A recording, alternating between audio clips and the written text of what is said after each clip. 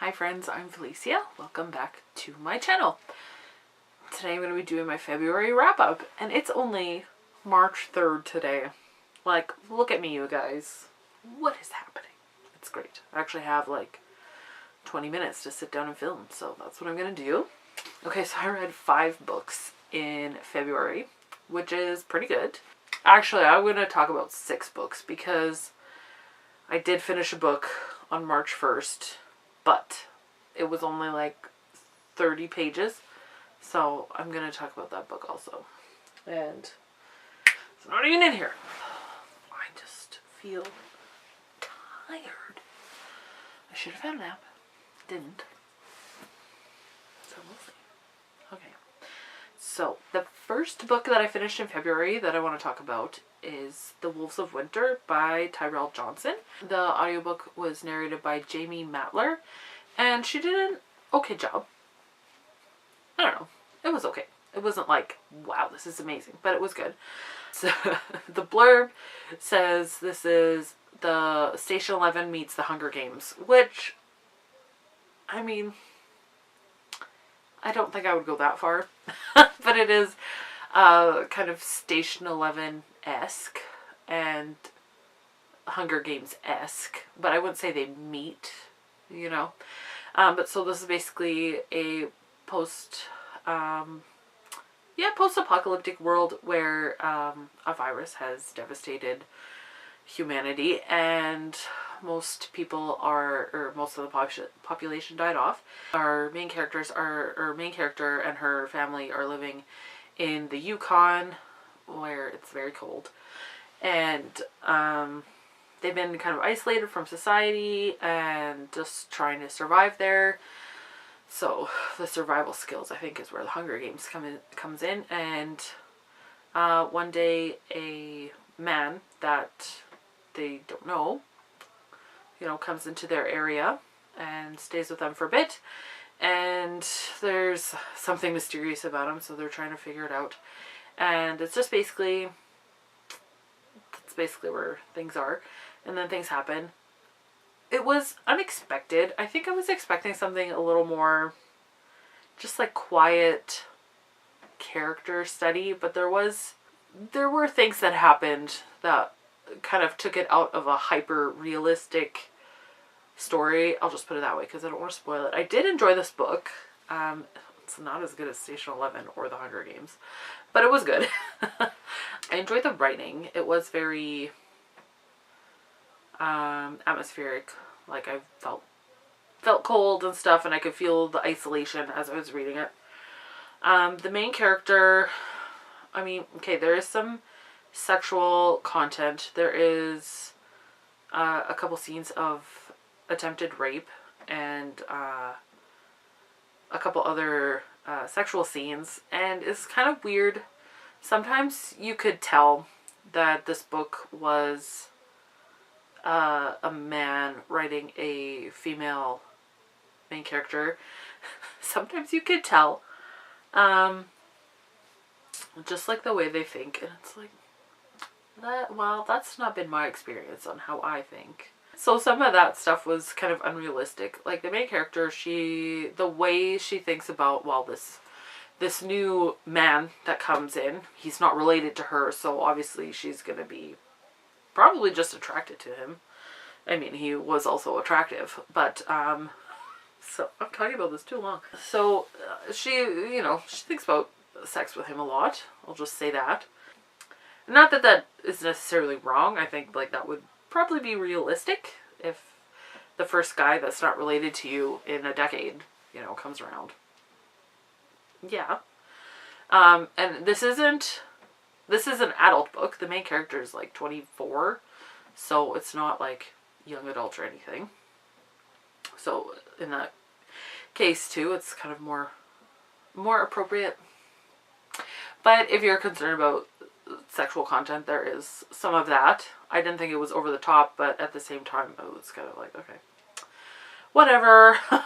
just wait for the scene to be over. Okay, so, but I did like the book. I thought it was interesting, well written. I would read more books by Tyrell Johnson. The way this ended, it can stand on its own, but it also feels like it was setting up for a sequel, so we'll see if there will be one. As of now, there is no plans, or he hasn't sold a sequel or anything, so we'll see. The next book that I read was probably like my favorite one so far this year. That was a graphic novel. It's called Quiet Girl in a Noisy World by Bonnie Tung, and basically it's about being an introvert, and it was beautiful and I loved it, and every page was relatable. I'm an INFJ, and apparently so is Bonnie Tung, and it just, yeah, it was very relatable.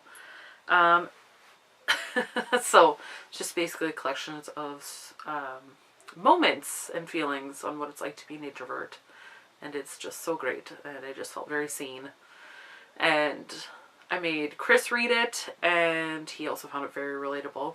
He's more introverted than I am, so we make a good pair of just sitting at home. It's great. I actually went to Chapters a couple days ago with some friends, and I bought Bonnie Tung's new book, which is called Book Love, and it's just about being a book lover. You've probably seen her comics on Instagram or Pinterest or Facebook or whatever. I have seen them before, and I mean, I didn't realize they were hers, and then I read the book and I was like, hey, I've seen these. So that was exciting. So I very enjoyed this book. I would highly recommend it. The next book that I read was An Absolutely Remarkable Thing by Hank Green. And yeah, I just kind of picked this up on a whim. Someone was talking about it. Well, it was in a lot of favorites videos for 2018. It's 2019 now. So I just kind of picked it up on a whim. So this is Hank Green's debut novel, and I'm a big fan of the Vlog brothers and John and Hank as individuals. And I mean, okay, so this is a book. Basically, our main character, April May, she finds a statue in the middle of the night in New York City, just on the street, and it's just kind of is a mystery. How did this get here? Why does it feel so weird? And why are there so many of them around the world? And I think basically they discover that it's probably aliens. And April May, as a result of being the first person to discover these statue alien robots, she becomes very famous, and so it's very much told from the perspective of a millennial who has become internet famous and is trying to, keep hold of that 15 minutes of fame while they can and use their platform for some good. And also it's kind of like a puzzle, why they have to figure out why these things came to Earth. And yeah, that's kind of where our story goes. Okay, now I liked the idea of the story. The writing was okay. I had to get used to it, but it's also the way he talks. So there's also that. But well, I did not like April May. I didn't like her. She's a very unrelatable character for me. And yeah, just I didn't like her. She kind of ruined the book for me, to be totally honest. Yeah, I just didn't like her. And I know that a lot of people like this book, and I don't hold anything against them. I just personally didn't like her. Didn't like her voice, didn't like the things that she did, didn't like the choices that she made. And I was frustrated with her a lot of the time. I was like, just get your head out of your butt and start being nice to people. The adventure and the mystery and the story I really liked. It was very interesting. He did some things within kind of sci-fi that I hadn't seen yet. And because he's Hank Green, his whole business is like internet and like social media, so he understands that, and that part was just like totally Yeah, you got this. You understand. So that part was good. And I mean, you don't see that a lot in books yet, even though that's a very prevalent part of our world.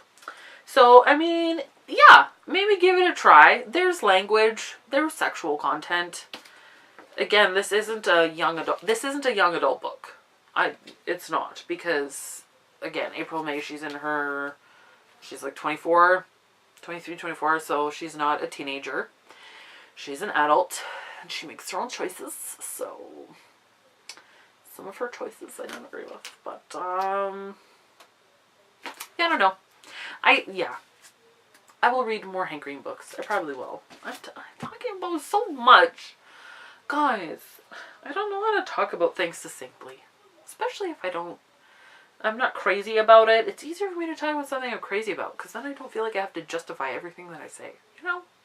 It's like I don't want people to think that I think they're garbage because they love something that I didn't like. I'm like, no, it's fine. Like it. Unless it's offensive or something, but whatever. Okay, moving on. The next book that I read this book called Snail Mail by Michelle McIntosh. And I've had this forever from Book Outlet. Finally just picked it up on long weekend and I read it on Louis Riel Day, if you're Manitoban. And it's just like a collection of snail mail things. So, let's see if I can flip through it this way with the wrong hand. Wrong way. I don't know how to do this. So, let's do this. Okay, so she kind of just writes about snail mail. Kind of where it is in our world today. And, I don't know, how to write letters to people. She includes just pictures. Like, every page is just beautiful. Oh yeah, like here's an idea to write a time capsule letter. And what kind of questions to put in there. Let's see. It's very beautiful. Like, if you look, just the photography is beautiful. And I am a lover of snail mail. I have not been as active in that as I used to be. I used to be very active in the snail mail community online and writing letters and stuff. And that kind of fell aside about 5 years ago. And I've just been kind of trying to get back into it, and lately I've been more inspired to make snail mail, to write letters, and to make art like I used to. So I thought this would be a good book to pick up, and I would, recommend it if you're interested in snail mail, or just, being inspired creatively, because I felt very inspired after I read that, and I was happy that I read it. Okay, the next book that I read was the Udon Manga Classics of Jane Eyre. So, just a manga edition of Jane Eyre. And in January I read The Count of Monte Cristo, and I've read a few of these before in the past, and I think I would recommend them as manga adaptations of classics. They're a very good introduction to them, I would say, especially like stories like The Count of Monte Cristo. It's just a behemoth. So you get the story and you get the characters, and these are very faithful. You could tell that the adaptator, the lady that writes the adaptations, her name is Stacey King. She does a really good job. They have different artists, I think, so, but it's always Stacey King that writes the script, I guess, in the story. So, yeah, if you ever find them, read them. So then, okay, and then technically, this book I finished in March. Moving on to the last book. But I was almost done it anyways, and so I'm going to talk about it now. And that's The Masqueraders by Georgette Heyer. I read this with my In Real Life book club. One of our members picked this for us to read, and I hadn't read Georgette Heyer before, but I definitely enjoyed this. So this was written in 1928 is when it was published, anyways, and there's just cat hair on my face. Maybe it's my hair. What's going on? Alright, anyways. How to describe the story. It is a brother and sister whose father has been part of a plot to overthrow the king, and so they are in masquerade. They're each masquerading as the opposite gender, so the daughter is being a man and the son is being a woman, and shenanigans and adventures ensue as they are keeping up this masquerade and trying to, their dad is trying to secure their place in society so they can be respectable and be their true selves again. And I really enjoyed this.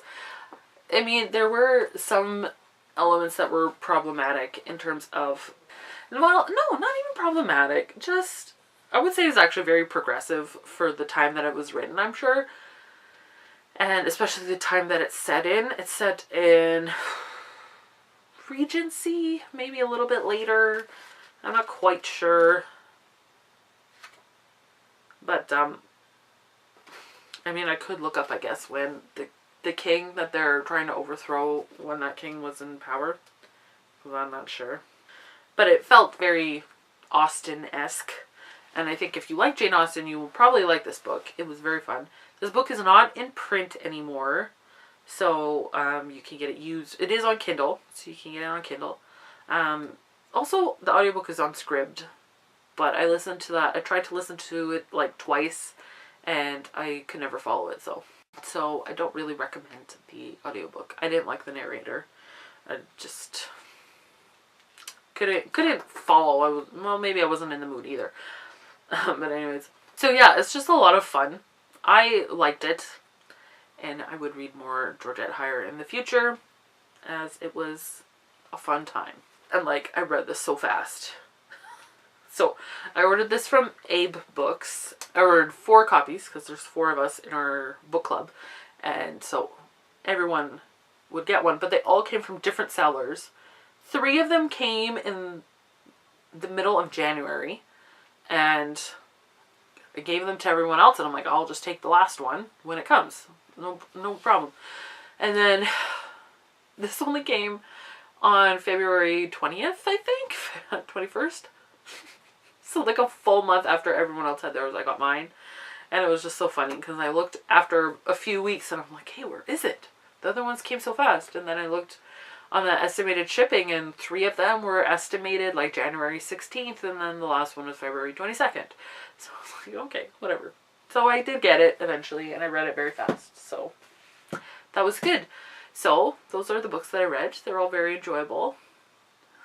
Yeah, they were enjoyable. They were all enjoyable.